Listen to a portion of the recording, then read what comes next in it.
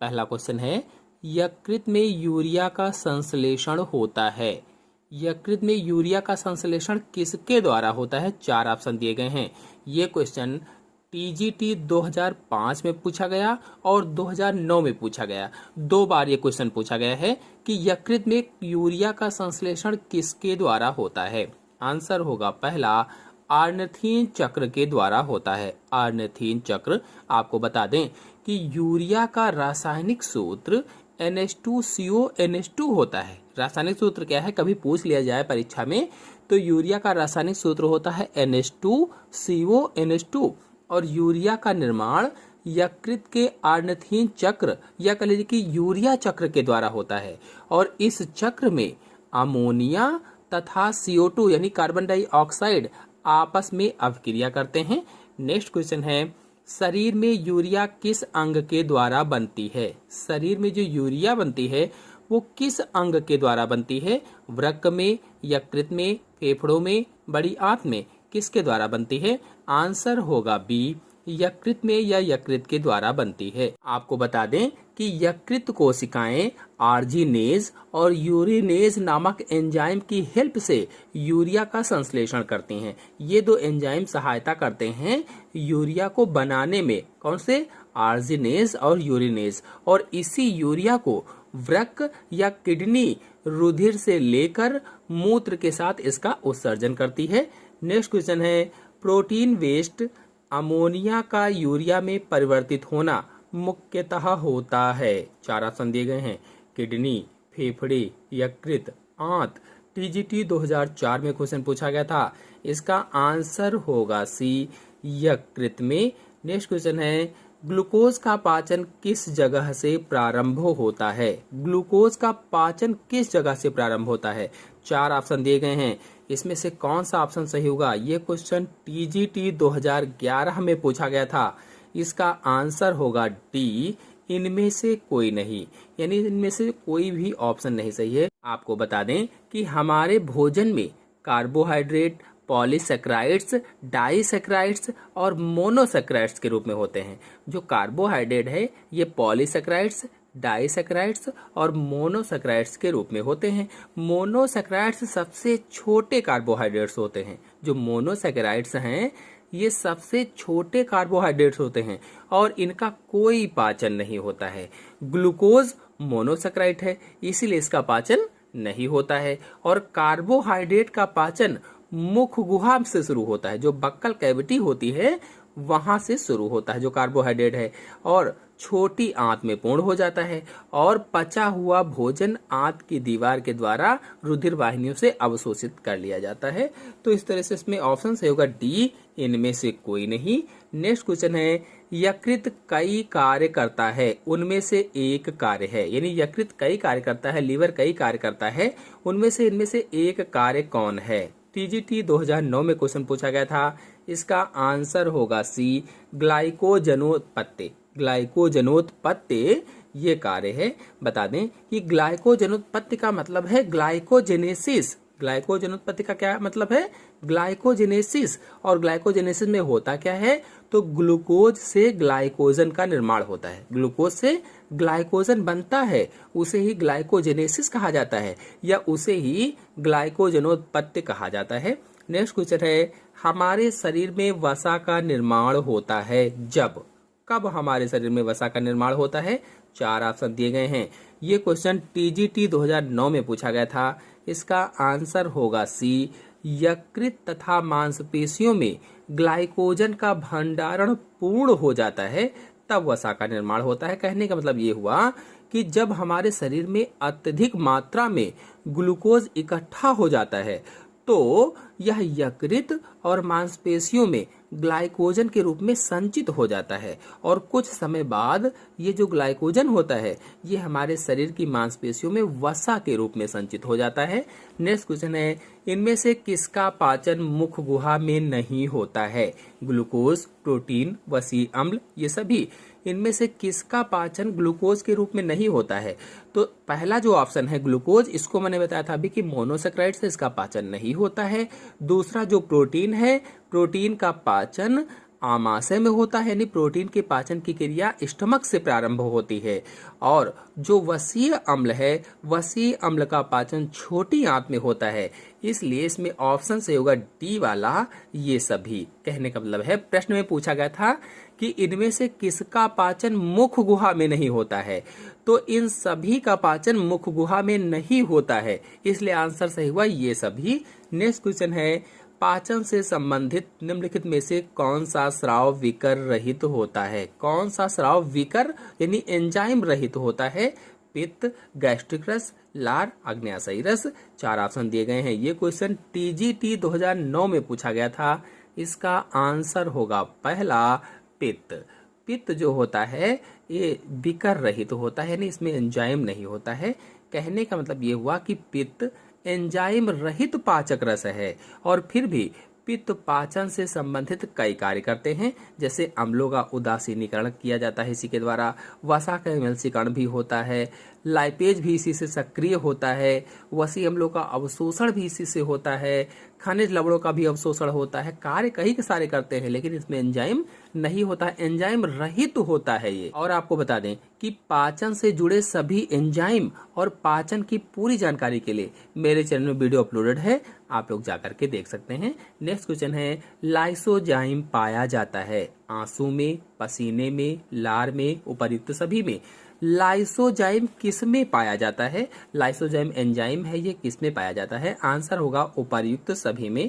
आपको बता दें कि लाइसोजाइम एक जीवाणु प्रतिरोधी एंजाइम है। कैसा एंजाइम है? जीवाणु प्रतिरोधी एंजाइम है, जो शरीर के बहुत से तरल में पाया जाता है। जो शरीर में बहुत सारे तरल होते हैं उनमें बहुत से पाया जाता है, जैसे किसमें किसमें? आंसू में, लार में, पसीने में आदि में ये पाया जाता है। और लार में उपस्थित मंड पाचक एंजाइम टाइलिन होता है। नेक्स्ट क्वेश्चन है, ट्रिप्सिन एंजाइम का श्रावण किसके द्वारा होता है? जो ट्रिप्सिन एंजाइम है इसका श्रावण किसके द्वारा होता है? पीजीटी 2005 में क्वेश्चन पूछा गया था। इसका आंसर होगा बी, आग्नेयाशय। आग्नेयाशय के द्वारा इसका श्रावण होता है। बता दें कि ट्रिप्सिन एंजाइम आग्नेयाशय के आग्नेयाशयी रस से स्रावित होता है, पैनक्रियाटिक जूस से स्रावित होता है। आग्नेयाशयी रस रंगहीन क्षारीय द्रव होता है। जो आग्नेयाशयी रस है ये कैसा होता है? रंगहीन होता है, इसमें रंग नहीं पाया जाता है, क्षारीय द्रव होता है। ट्रिप्सिन एंजाइम प्रोटीन का पाचन छोटी आंत में करता है, यानी ये इसका कार्य क्या है? ये प्रोटीन का पाचन करता है, और कहाँ पर करता है? तो छोटी आंत में करता है। नेक्स्ट क्वेश्चन है, वयस्क सशक के वृक्क होते हैं। जो वयस्क सशक होता है उसके वृक्क होते हैं। 4 ऑप्शन दिए गए हैं, इसमें से ऑप्शन सही होगा डी, मेटानेफ्रॉस। मेटानेफ्रॉस होते हैं। ये क्वेश्चन टीजीटी 2005 में पूछा गया था। आपको बता दें कि सशक यानी स्तनधारी की किडनी मेटानेफ्रिक प्रकार की होती है, और यह सबसे विकसित प्रकार की होती है। सबसे विकसित किडनी होती है मेटानेफ्रिक किडनी। सरीसृप, पक्षी और स्तनधारी वर्ग के प्राणियों में पाई जाती है। नेक्स्ट क्वेश्चन है, मनुष्य में मूत्रवाही नलिकाओं की संख्या है लगभग। मनुष्य में जो मूत्रवाही नलिकाएं होती हैं उनमें संख्या लगभग कितनी होती है? आंसर सही होगा ए, 1 मिलियन। मनुष्य में मूत्रवाही नलिकाओं की संख्या 1 मिलियन होती है। बता दें कि मूत्रवाही नलिकाओं या वृक्क नलिकाओं को वृक्काणु या नेफ्रॉन्स भी कहा जाता है। यानी मूत्रवाहिनी नलिकाओं को क्या कहते हैं? नेफ्रॉन्स भी कहा जाता है, या इन्हें वृक्क नलिकाएं भी कहा जाता है, या वृक्काणु भी कहते हैं। और ये वृक्कों की संरचनात्मक एवं क्रियात्मक इकाई होती है। नेक्स्ट क्वेश्चन है, स्टार्च को माल्टोज में परिवर्तित करने वाला एंजाइम है। स्टार्च को माल्टोज में बदलने वाला एंजाइम बताना है, तो इसका आंसर होगा पहला, डायस्टेज। बता दें कि डायस्टेज एक मंड या स्टार्च पाचक एंजाइम होता है। स्टार्च को हिंदी में मंड कहा जाता है। ये मंड या स्टार्च पाचक एंजाइम है जो स्टार्च को माल्टोज में तोड़ता है। माल्टोज में यानी एक डाइसेक्राइड में तोड़ता है।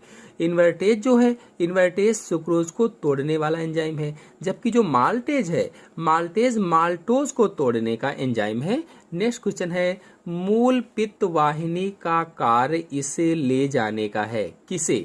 मूल पित्त वाहिनी का कार्य किसे ले जाने का है? टीजीटी 2004 में क्वेश्चन पूछा गया था। इसका आंसर होगा बी, पित्त रस को। यकृत से निकलने वाली वाहिनी को हिपैटिक वाहिनी कहा जाता है। क्या कहते हैं? हिपैटिक वाहिनी। जो नलिका निकलती है उसे हिपैटिक वाहिनी कहा जाता है। और दाएं तथा बाएं यकृत पिंडों को विभिन्न वाहिनियां आपस में मिलकर संयुक्त होकर हिपैटिक वाहिनी बनाती हैं।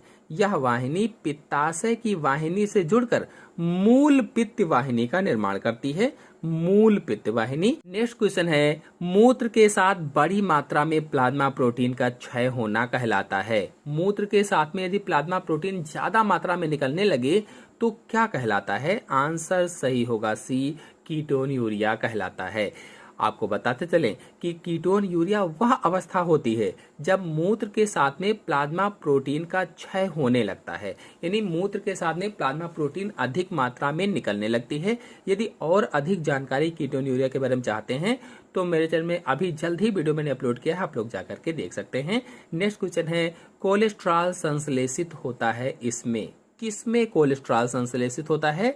टीजीटी 2004 में क्वेश्चन पूछा गया था। इसका आंसर होगा सी, यकृत में कोलेस्ट्रॉल संश्लेषित होता है यानी बनता है। कोलेस्ट्रॉल एक प्रकार का स्टेरॉइड वसीय पदार्थ है। क्या है? स्टेरॉइड वसीय पदार्थ होता है और इसका निर्माण यकृत कोशिकाओं में होता है। नेक्स्ट क्वेश्चन है, लैक्टियल्स पाई जाती है इसमें। किसमें लैक्टियल्स पाई जाती है? यकृत, प्लीहा, अंकुर, अग्न्याशय। टीजीटी 2004 में क्वेश्चन पूछा गया था। इसका आंसर होगा सी, अंकुर में। आपको बता दें कि लैक्टियल्स छोटी आंत में पाई जाती है, छोटी आंत में उपस्थित होती है और ये बड़ी लसिका वाहिनियों में खुलती हैं। जो बड़ी बड़ी सी लसिका वाहिनियां होती हैं, नलिकाएं होती हैं, उसमें खुलती है, जो सब जुड़कर एक मोटी वच्छी लसिका वाहिनी बनाती हैं। थोरैसिक लिम्फ डक्ट का निर्माण करती हैं। नेक्स्ट क्वेश्चन है, नर हाथी के दांत होते हैं। जो नर हाथी के दांत बाहर निकले रहते हैं दो बड़े बड़े से, वो कौन से होते हैं? चवर्णक, निचला कृंतक, ऊपरी कृंतक, कृंतक। आंसर सही होगा इसमें सी, जो नर हाथी होता है उसके दांत ऊपरी कृंतक होते हैं। आपको बता दें कि नर हाथी के बाहर निकले हुए दांत ऊपरी कृंतक होते हैं, अपर इंसीजर्स होते हैं जिसकी जड़ें खुली होती हैं और ये दांत जीवन भर वृद्धि करते ही रहते हैं और अत्यधिक लंबे होते जाते हैं, जिन्हें टस्क कहा जाता है। इन दांतों को क्या कहते हैं? टस्क कहते हैं। नेक्स्ट क्वेश्चन है, लार में होता है यह एंजाइम। लार में कौन सा एंजाइम होता है? कौन सा? सभी लोग जानते होंगे, लार में टाइलिन नामक एंजाइम पाया जाता है। और आपको बता दें कि यह स्टार्च पाचक एंजाइम है। क्या है? मंड का पाचन करता है और भोजन में कुछ मंड को माल्टोज में तोड़ देता है। नेक्स्ट क्वेश्चन है, आमाशय के आंतरिक भित्ति के अनुदैर्ध्य पेशी वलन को कहते हैं। आमाशय की जो आंतरिक भित्ति होती है उसकी जो अनुदैर्ध्य पेशी वलन होते हैं उनको क्या कहा जाता है? आंसर सही होगा बी, रूजी कहा जाता है। रूजी। आपको बता दें कि रूजी क्या है। तो जो आमाशय होता है, आमाशय की जो आंतरिक सतह होती है, आंतरिक भित्ति होती है, उसमें बहुत से अनुदैर्ध्य पेशियां या लॉन्गिट्यूडिनल मस्कुलर पाई जाती हैं और वो लॉन्गिट्यूडिनल मसल जो होती हैं, मस्कुलर होती हैं, वो फोल्डेड होती हैं, वलन होती हैं, उन्हें ही रूजी कहा जाता है। नेक्स्ट क्वेश्चन है, गिल्सन संपुट पाए जाते हैं। गिल्सन संपुट किस में पाए जाते हैं? आंसर होगा ए, यकृत अथवा लीवर में गिल्सन संपुट पाए जाते हैं। आपको बता दें कि गिल्सन संपुट की उपस्थिति स्तनधारियों के यकृत या लीवर का विशिष्ट लक्षण होता है और ये संयोजी ऊतकों से बनी हुई एक कला होती है। क्या है? संयोजी ऊतकों से बनी एक कला है जो यकृत के छोटे पिंडकों के चारों तरफ स्थित होती है। नेक्स्ट क्वेश्चन है, सक्कस एंटेरिकस का श्रावण किसके द्वारा होता है? सक्कस एंटेरिकस का श्रावण किसके द्वारा होता है? टीजीटी 2002 में क्वेश्चन पूछा गया था। इसका आंसर होगा बी, लीबर कुहन की दरारों के द्वारा इसका श्रावण होता है। लीबर कुहन की दरारें। बता दें कि सक्कस एंटेरिकस आंत्रीय रस का दूसरा नाम है। किसका? इंटेस्टाइनल ज्यूस का दूसरा नाम होता है सक्कस एंटेरिकस और आंत की दीवारों में उपस्थित ग्रंथिल एपिथेलियम को लीवर कुहन की दरारें कहा जाता है। जो आंत की दीवारें होती हैं उसमें जो ग्रंथिल एपिथेलियम होता है, उपकला होता है, उसी को लीबर कुहन की दरारें कहते हैं और यहीं से सक्कस एंटेरिकस या आंतरी रस का स्रावण होता है। नेक्स्ट क्वेश्चन है, एंजाइम रेनिन की क्रिया निम्न पर होती है। एंजाइम रेनिन की क्रिया टीजीटी 1999 में क्वेश्चन पूछा गया था। इसका आंसर होगा सी, केसिनोजन। केसिनोजन होती है। आपको बता दें कि रेनिन एंजाइम आमाशय अथवा स्टमक द्वारा स्रावित होता है और यह एंजाइम दूध के केसीन प्रोटीन का पाचन करता है, दूध के केसीन प्रोटीन का, और इसे पैरा केसीन में बदलता भी है। नेक्स्ट क्वेश्चन है, एंजाइम फैटी एसिड सिंथेटेज समूह निर्मित होता है। 4 ऑप्शन दिए गए हैं, इसमें से ऑप्शन सही होगा डी, 8 यूनिट से निर्मित होता है, 8 यूनिट। नेक्स्ट क्वेश्चन है, आहार नाल के किस भाग में ब्रूनर्स ग्रंथियां पाई जाती हैं। आहार नाल जो होती है उसके किस भाग में ब्रूनर्स ग्रंथियां पाई जाती हैं। आंसर सही होगा सी, डिओडिनम। डिओडिनम भाग में ब्रूनर्स ग्रंथियां पाई जाती हैं। आपको बता दें कि ब्रूनर्स ग्रंथियां आहार नाल की छोटी आंत के डिओडेनम भाग में पाई जाती है। जो आहार नाल होती है इसमें जो छोटी आंत होती है, छोटी आंत के डिओडेनम भाग में पाई जाती है और ब्रूनर्स ग्रंथियां आहार नाल की दीवार के सब म्यूकोसा स्तर में होती हैं, सब म्यूकोसा स्तर में, जबकि आहार नाल की अन्य सभी ग्रंथियां म्यूकोसा स्तर में पाई जाती हैं।